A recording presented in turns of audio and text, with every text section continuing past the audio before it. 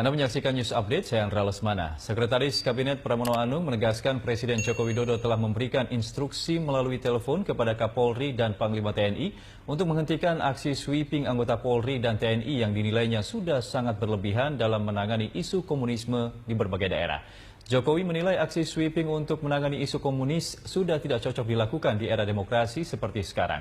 Presiden sangat menghormati hukum yang berlaku namun tetap pula memperhatikan kebebasan berpendapat di masyarakat. Ya, pada intinya bahwa Presiden sungguh sangat menghormati kebebasan pers dan juga kebebasan akademik. Karena ini substansi dari negara demokrasi. Maka tidak bisa kemudian polisi dan juga termasuk aparat TNI itu overacting, berlebihan, melakukan sweeping.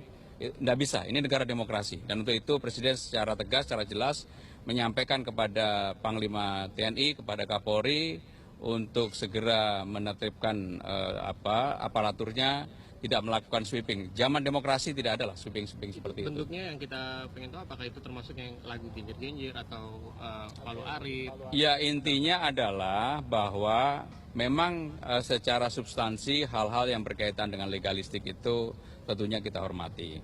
Tetapi kemudian yang kedua, hal-hal yang berkaitan dengan apa yang berkembang di masyarakat tidak perlu terlalu overdosis.